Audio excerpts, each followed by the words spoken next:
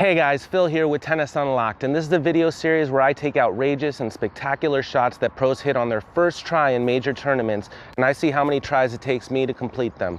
I'll show you how you can practice these shots on your own and what I learned along the way, and hopefully it's going to help you improve your game. Let's get into it.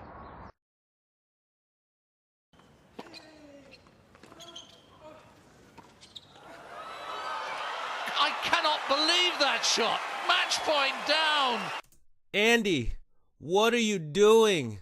This shot is absolutely preposterous. This is the ATP World Tour quarterfinals in Dubai 2017. Philip Kohlschreiber versus Andy Murray. And Andy hits that shot on match point. Unbelievable. This ended up being one of the longest tiebreakers in ATP Tour history. It was 2018. Andy saved 7 match points. It was like half an hour long. Crazy tiebreaker. And then Andy ended up winning the match 6-1 in the third set. But this shot is just something else. I mean, what are you doing, Andy? Look at that. Amazing. All right, so let's take a closer look at what's going on here. So we have Andy at the bottom of the screen here on the left. We have Kohlschreiber at the top of the screen over on the right. Remember, this is match point. If Andy loses this point, he loses the match. He's going to hit an inside-out forehand deep to Kohlschreiber's backhand. Kohlschreiber does a decent job. He's a little bit on the defensive here. He does a really decent job of hitting a good slice low over the net, cutting into the court. And what does Andy decide to do? He says, I'm going to run around my backhand and hit a drop shot cut inside out forehand as I'm walking away from the court. And I'm going to place it absolutely perfectly where you don't even have a chance to get it. I mean, just a ridiculous shot from Andy here. This is completely uncalled for. He should have just hit a normal shot. But this is amazing to watch. So again, Andy runs around his forehand and just hits it about as beautifully as you can hit it. And you can see this ball just tailing off the court at the end. Kohlschreiber doesn't have a chance of getting to this ball. Awesome.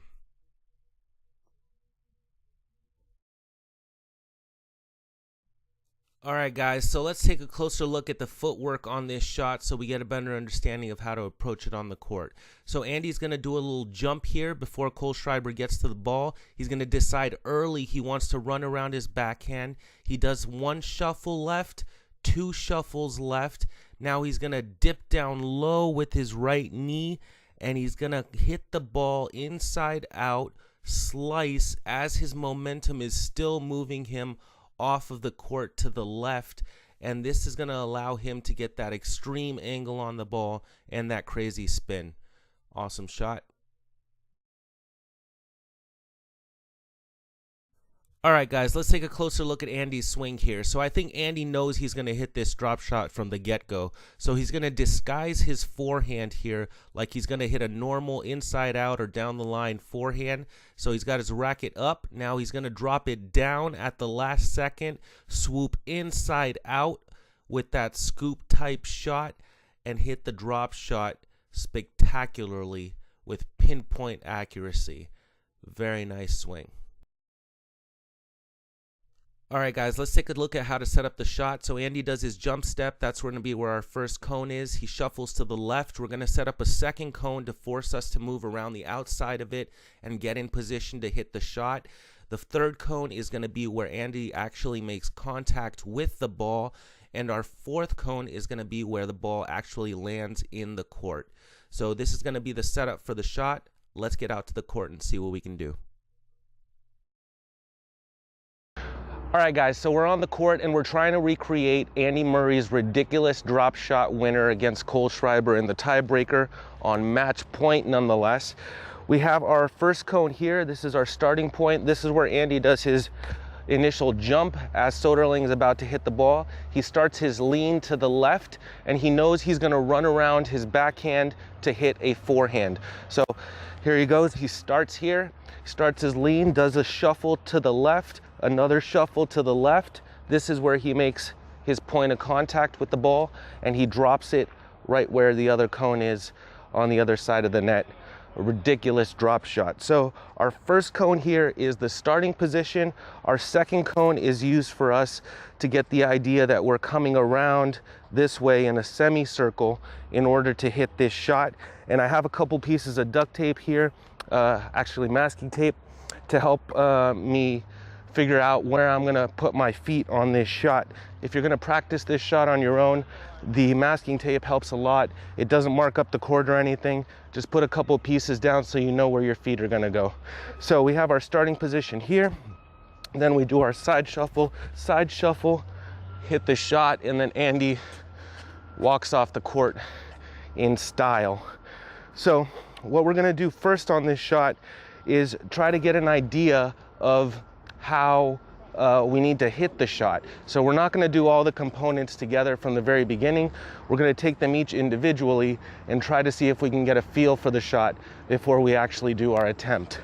So let's start off with the last part of the shot, which is the actual hit itself. So from the starting position, and he moves to the left here, he does his shuffle.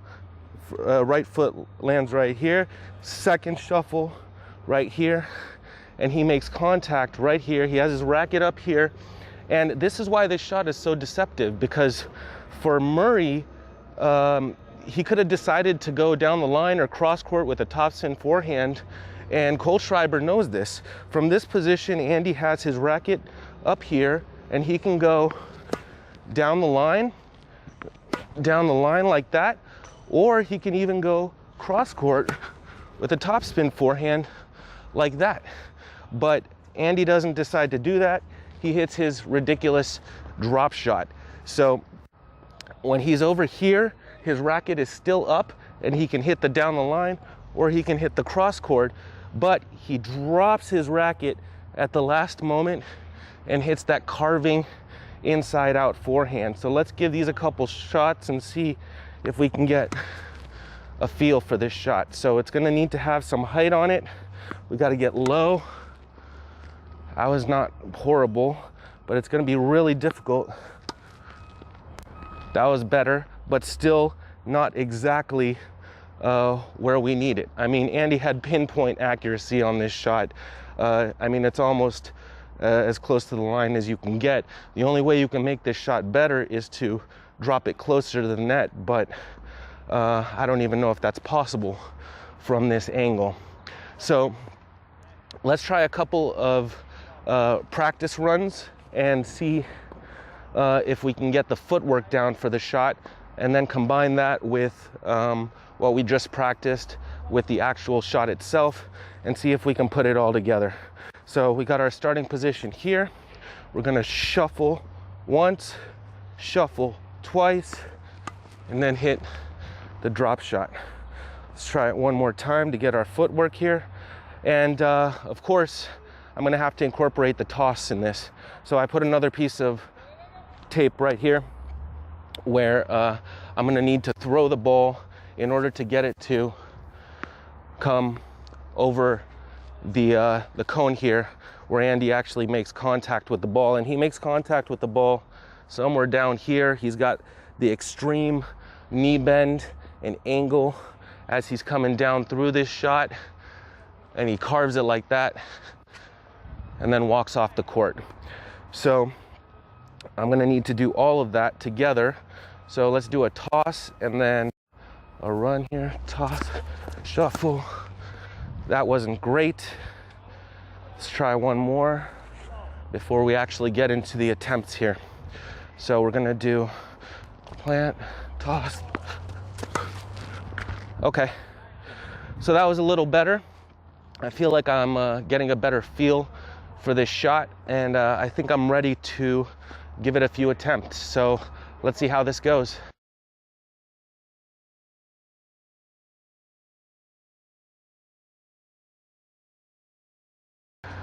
All right, guys, so I took a few practice shots and I worked on the different aspects of the footwork in order to get to the shot. Now I'm actually gonna try and attempt the shot with all the different components put together to see how many tries it takes me to complete it.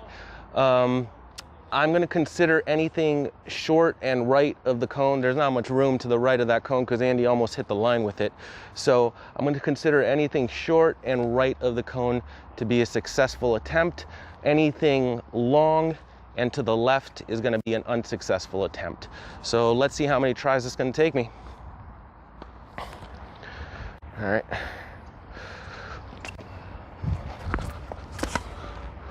Okay, I carved that one way too much. I came too far inside on the ball and I carved it way off of the court. So that's no good. Got to get under the ball a little more here. Okay, that one was long inside the line, but I'm not getting enough height on this ball. So I really need to work on getting a little lift under the ball in order to get it up and over the net to come down. So let's try and do that.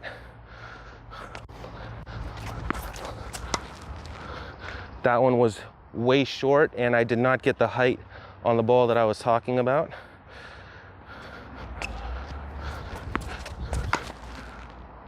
Oh, I think that was good.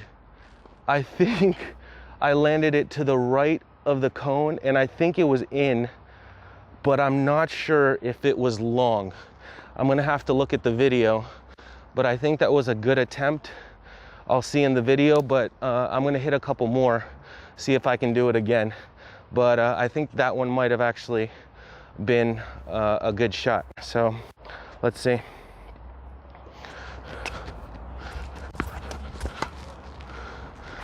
That one's way out. I don't know if I'm gonna be able to replicate that, to tell you the truth. Here we go. Man, left.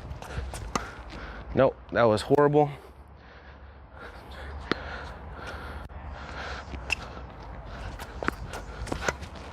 Nope, that was horrible. This just shows you how hard this shot is. I mean, I think I almost got lucky on that one. I'm trying to do it again, but I don't know if I can.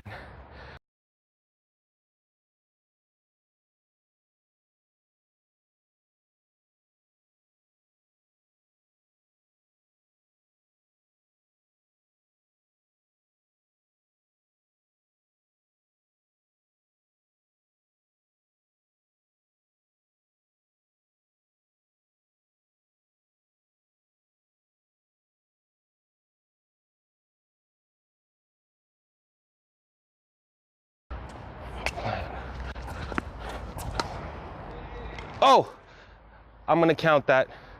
That one actually hit the cone.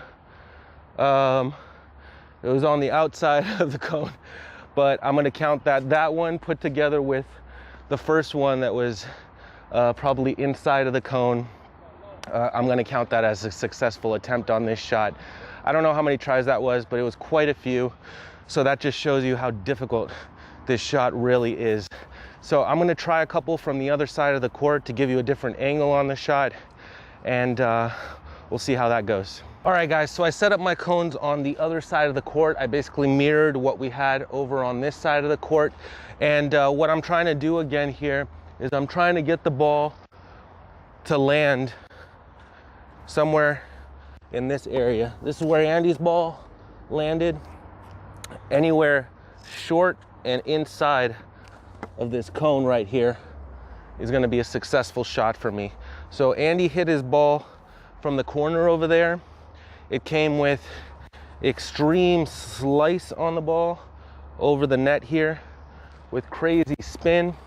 So Andy had to get a lot of height on it because his ball comes over the net and basically starts coming down right here, just like that. So the clearance by the time the ball actually gets here to the net is probably something like this. So you have to get the height just right so that it's coming down at about this height in order to drop inside of this cone. So I'm gonna hit a bucket of balls. I'm gonna see how many I can get to drop in that sweet spot.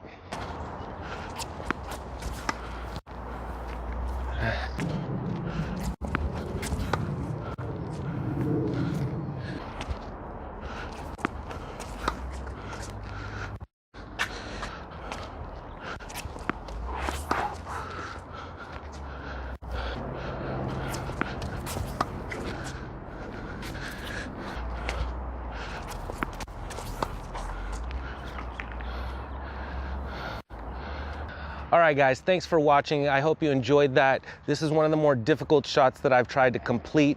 It's super hard, but super fun. I highly recommend that you guys get out there and give it a shot yourselves. I don't think that I necessarily got the amount of spin that Andy got on the ball to get it to drift off of the court. I was more focused on just trying to get it to hit that point where the ball landed for Andy. But as far as the spin goes, I feel like I could still improve on getting that extreme slice on the ball. That's one of the reasons why Andy hit that slice and he kept moving off of the court, because in order to get that side spin, you got to move off of the court to the left. So that's something that I'm going to work on. You guys should get out there and work on it too. Like I said, the shot is pretty difficult. I would think that it's around 5 to 10% success rate, maybe 5 or 10 balls out of 100 that I can personally make. Get out there, see how many you can do. If you enjoyed the video, please hit the like button, subscribe down below for weekly content, and I'll see you guys in the next one.